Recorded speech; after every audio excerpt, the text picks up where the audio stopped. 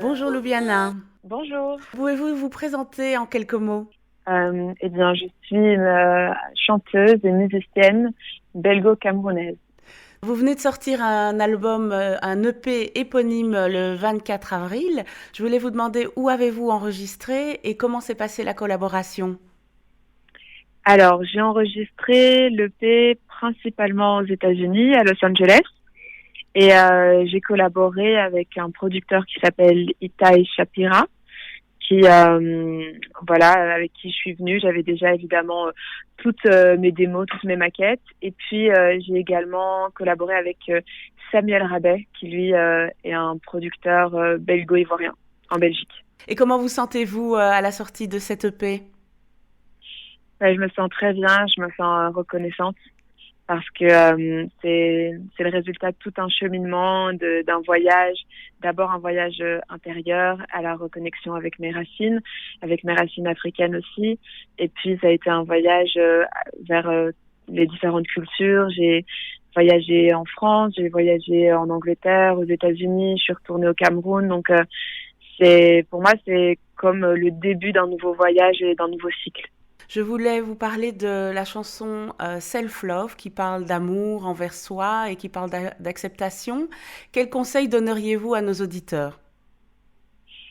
Euh, Moi, je dirais de prendre le temps, de prendre du temps pour soi, d'être à l'écoute de ses émotions, à l'écoute de ses sentiments.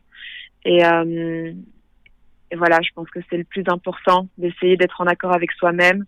Et on est dans une société où on a tendance à être tout le temps dans une activité constante.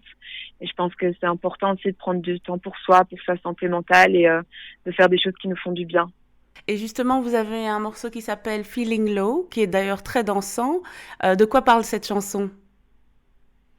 Le Feeling Low, c'est un message d'espoir, c'est un message de renouveau aussi.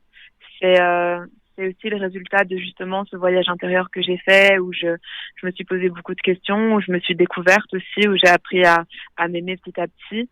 Et c'est un message aussi, voilà, comme j'ai dit, d'espoir, que qu'il y a toujours des jours meilleurs à venir. Et je pense particulièrement dans cette période qui est assez chargée en émotions. J'ai envie de justement faire partie de ces artistes qui véhiculent du positif et, euh, et qui permet de voilà de garder de l'espoir et de savoir que tout vient à temps. Vous reprenez justement la chanson des Beatles, Let It Be. Et pourquoi cette chanson en particulier? C'est pas vraiment quelque chose que j'avais réfléchi au début. C'est quelque chose qui s'est fait par après. J'aime bien le fait de reprendre un classique, voilà, des Beatles. C'est un peu, voilà, c'est un peu le morceau phare, et en même temps de le mélanger avec l'univers de la kora, qui est un instrument traditionnel d'Afrique de l'Ouest, qui est pas très connu encore. J'aimais bien ce mélange. Ça a toujours été quelque chose qui m'intéresse, mélanger les genres, mélanger les sonorités. Je suis moi-même issue du métissage et je trouve que c'est toujours très riche en fait quand on mélange et c'est vraiment ça que j'ai voulu transmettre au travers de ce morceau. C'est une approche différente de cet instrument et puis aussi une revisite de ce morceau que je trouve magnifique. Donc en lisant le dossier presse, j'ai lu que Paul McCartney aurait été inspiré en songe par cette chanson et l'instrument que vous jouez, donc la kora, qui est donc une harpe africaine héritée de l'Empire Mandingue, vous la considérez comme votre âme sœur et cet instrument vous a été inspiré également. Est-ce que il y a un lien éventuellement entre cette chanson de Paul McCartney et votre rapport à la kora? Ah, mon rapport à la kora, il est vraiment lié à moi et à l'instrument. Enfin, c'est indépendant de la chanson de Paul McCartney. Oui. C'est juste que, voilà, la chorale, mais elle m'est aussi apparue en rêve, c'est vrai. J'ai d'abord eu une vision, je voyais cet instrument que j'avais jamais vu auparavant. Et pour moi, la kora, oui, c'est mon âme sœur. Elle m'a permis d'enfin avoir une cohésion avec mon identité. Et je pense qu'en découvrant la kora aussi, j'ai appris à me rapprocher de mes propres racines africaines. J'ai quand même grandi majoritairement en Belgique. Et c'est vrai que, voilà, ce rapport avec l'Afrique, il est venu plus tard, même si j'y allais souvent quand j'étais enfant.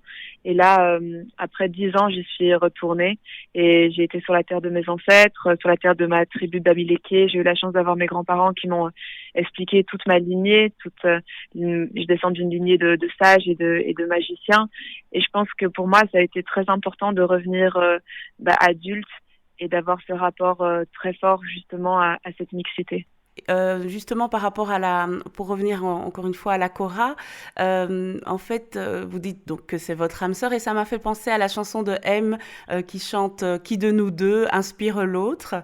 Et par rapport à Mm. ça, justement, ça me fait penser à Toumani Diabaté qui a donc collaboré avec M sur l'album Lamo Mali et qui vous a encouragé à jouer de cette kora et qui vous a dit que si vous en aviez rêvé, c'était vraiment que vous aviez cet appel et que vous deviez continuer dans cette voie-là. Comment vous êtes-vous senti après avoir eu ce retour de Toumani Diabaté? Pour moi, ça représente énormément, évidemment, parce que c'est un instrument qui vient d'une tradition et qui est traditionnellement et uniquement joué par les hommes, les griots dont Toumani Diabaté fait partie. C'est une lignée, c'est un instrument qui se joue de père en fils depuis des siècles et des siècles. Et c'est vrai que quand j'ai découvert cette kora un peu par hasard, même si voilà, je pense pas vraiment que c'est du hasard dans ce cas-là, mais c'est vrai que quand j'ai appris que c'était un instrument qui venait d'une tradition ancestrale, je voulais pas juste prendre cet instrument, me l'approprier et puis voilà, ça me semblait pas du tout juste.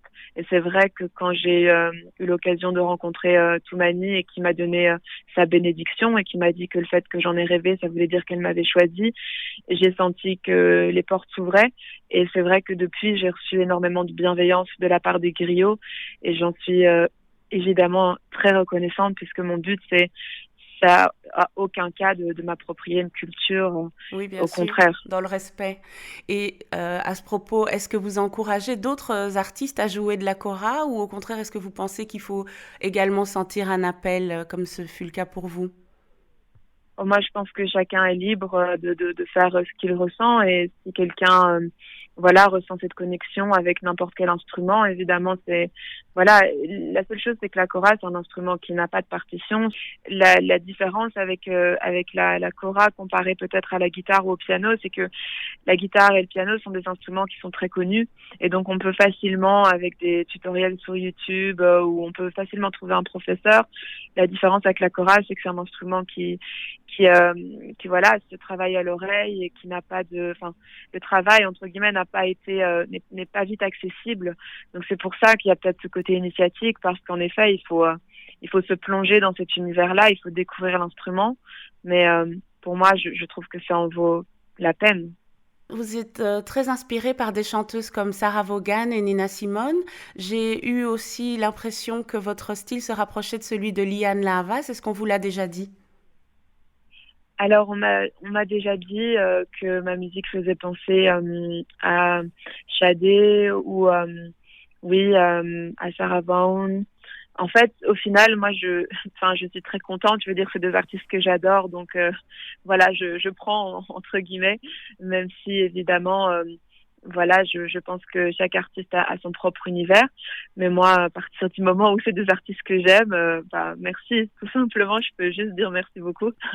Avec plaisir. Donc votre parcours, comme vous l'avez dit un petit peu plus haut, est très riche. Donc vous avez fait une école de musique, vous avez découvert le jazz à l'adolescence, ensuite vous avez participé à The Voice, vous avez fait plusieurs voyages, dont celui à Majorque qui vous a mis en contact avec la Cora, puis vous êtes allé aux USA et au Cameroun. Y a-t-il d'autres lieux dans lesquels vous rêvez de jouer? Je dirais le monde. Franchement, il y a pas un lieu en particulier. J'ai toujours aimé voyager. Je trouve ça fascinant d'aller à la rencontre des différentes cultures.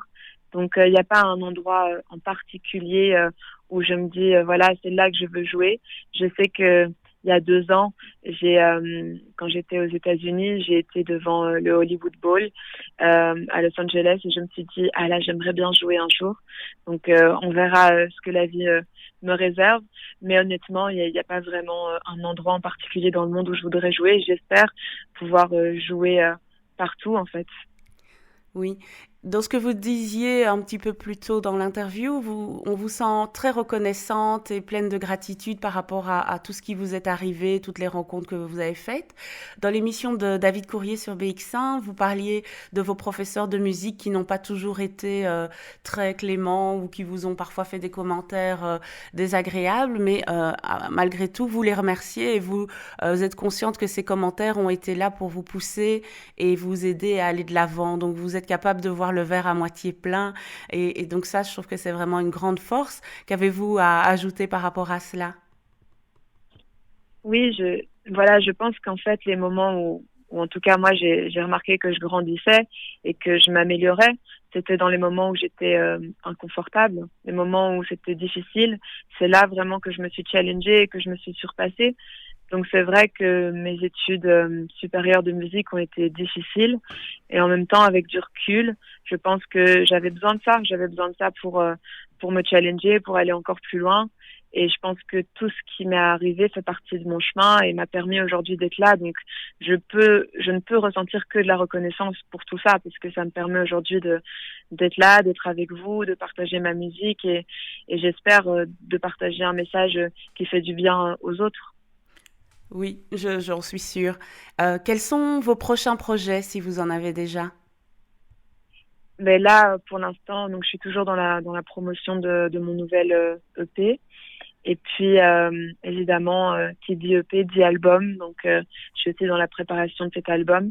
C'est très intéressant aussi parce que, évidemment, avec la crise du coronavirus, il y a plein de choses qui changent. Il y a plein de réalisations aussi que je fais.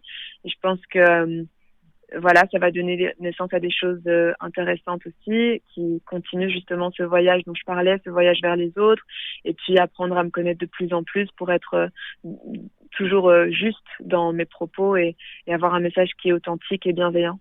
Très bien. Je me demandais, est-ce que la musique de film serait un projet qui pourrait vous intéresser?